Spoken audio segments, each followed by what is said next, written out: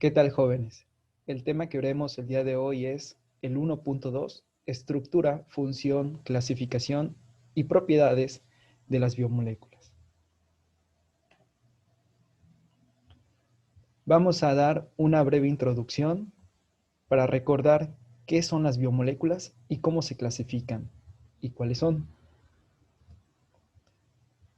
Como introducción, sabemos que el carbono es el elemento químico constituyente de casi todas las moléculas biológicas. Y aquí estamos hablando de las biomoléculas. Por esta razón se considera el carbono un elemento esencial para la vida en la Tierra. Los científicos y los químicos dedicaron una rama de la química denominada química orgánica que comprende el estudio de los compuestos orgánicos. Esto quiere decir a todos los compuestos que contienen carbono.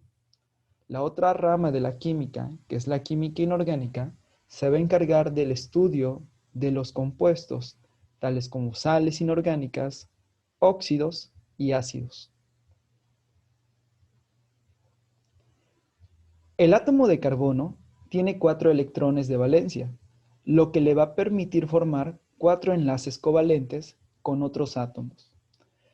Permiten que los átomos de carbono se unan entre sí con muchos elementos tales como el hidrógeno, el oxígeno, el fósforo, el azufre y nitrógeno, para formar las moléculas de la vida que vamos a conocer como biomoléculas. Las biomoléculas pueden tener forma de cadenas lineales, cadenas ramificadas o de anillos. El carbono tiene la capacidad de formar millones de diferentes moléculas grandes y complejas. Y dentro de estas moléculas tenemos a lo que son las biomoléculas. Recordemos que si son biomoléculas es porque van a generar la vida.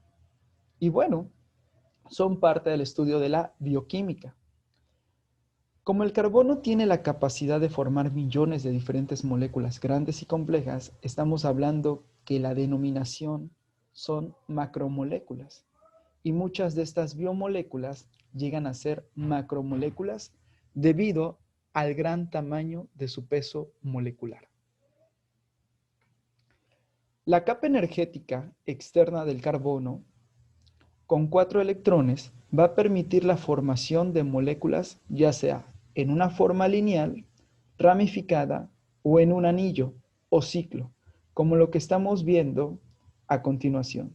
Tenemos aquí una cadena lineal, ¿sí?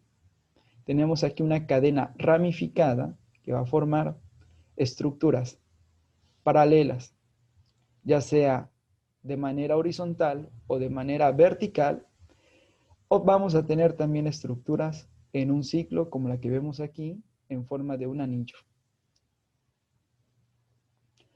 La mayoría de las células almacenan pequeñas moléculas de carbono que sirven para construir moléculas muy grandes que van a ser llamadas macromoléculas.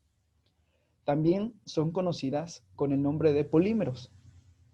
Y bueno, la palabra polímero viene del griego, donde poli significa muchos, como ustedes ya sabrán, y meros, que significa parte. Porque están formadas estas macromoléculas debido a la unión de moléculas orgánicas pequeñas denominadas monómeros, unidas por medio de enlaces covalentes. Entonces, la definición más precisa de una macromolécula es que van a estar formadas por la unión de varias y de muchas moléculas orgánicas pequeñas denominadas monómeros. Las macromoléculas van a estar constituidas por miles o incluso cientos de miles de monómeros.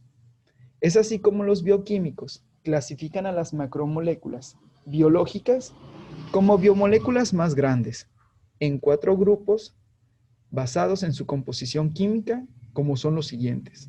Número 1, carbohidratos. Número 2, a los lípidos. Número 3, a las proteínas. Y número 4, los ácidos nucleicos. Recordemos aquí que estas biomoléculas tienen algo en común, carbono, ¿sí? Entonces pertenecen al estudio de la química orgánica.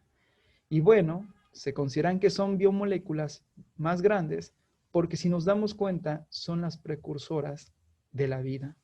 Y también son consideradas macromoléculas porque van a estar constituidas por miles, cientos de miles de monómeros, debido al gran tamaño y peso molecular.